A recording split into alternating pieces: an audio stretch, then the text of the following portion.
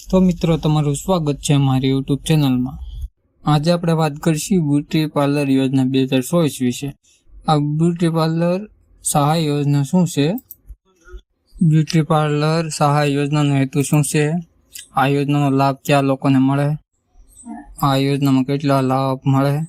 આ યોજનાની અરજી કરવા માટે કયા કયા ડોક્યુમેન્ટ જોઈએ? અને બ્યુટી પાર્લર સહાય યોજના કેવી રીતે અરજી ફોર્મ કરવો તેની વાત આપણે આ વિડીયોની અંદર કરવાના છે। તો મિત્રો વિડીયો આપણે ચાલુ કરીએ। સૌપ્રથમ આપણે વાત કરીએ બ્યુટી પાર્લર સહાય યોજના શું છે। બ્યુટી પાર્લર સહાય યોજના એ ગુજરાત સરકારની માનવ કલ્યાણ યોજના હેઠળ ચલાવવામાં આવતી યોજના છે। આ માનવ કલ્યાણ યોજના એક ભાગ છે। આ યોજના હેઠળ ગુજરાત રાજ્યના સમાજના પછાત અને આર્થિક રીતે નબળા લોકોને આ યોજનાનો લાભ આપવામાં આવે છે। જે લોકો બ્યુટી પાર્લરની કીટ ખરીદવા માંગે છે પરંતુ તેની આર્થિક સ્થિતિના કારણે તે ખરીદી શકતા નથી તેવા નાગરિકોને આ યોજના હેઠળ બ્યુટી પાર્લરની કીટ ખરીદવા માટે ₹11,800ની સહાય આપવામાં આવે છે।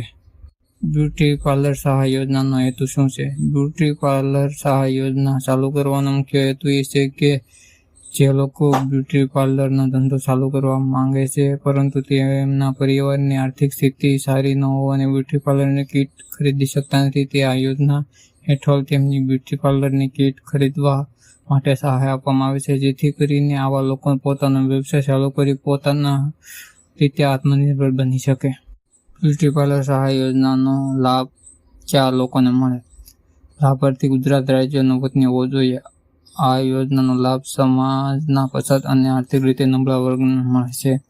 જે લોકો પાસે BPL કાર્ડ છે તે લોકોને આ યોજનાનો લાભ મળે છે। જે લાભાર્થી ગ્રામીણ વિસ્તારમાં રહેતો હોય તેની કુટુંબની વાર્ષિક આવક 1,20,000 હોવી જોઈએ।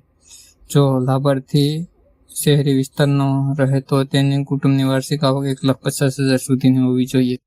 બ્યુટી પાર્લર સહાય યોજના મળવાપાત્ર લાભ સહાયો સમાજના પછાત અને આર્થિક રીતે નબળા લોકોની બ્યુટી પાર્લરની કીટ ખરીદવા માટે છે પરંતુ તેની પાસે પૈસા ન હોવા છતાં કારણે બ્યુટી પાર્લરની કીટ ખરીદી શકતા નથી પરંતુ જો તેમને બ્યુટી પાર્લરની કીટ ખરીદવા છે તો આ બ્યુટી પાર્લરની કીટ સહાય યોજના તેમને 11,800ની સહાય આપવામાં આવે છે।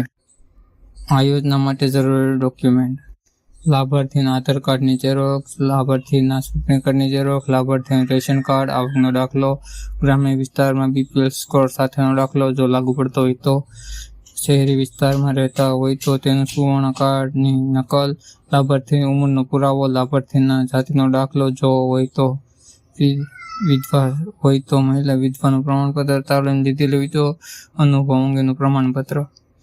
જો કોઈને આ યોજનાનું ફોર્મ ભરવું હોય તો મારા WhatsApp નંબર ઉપર ડોક્યુમેન્ટ મોકલી દેજો। મિત્રો વિડીયો સારો લાગ્યો તો વિડીયોને લાઇક, ચેનલને સબસ્ક્રાઈબ કરજો।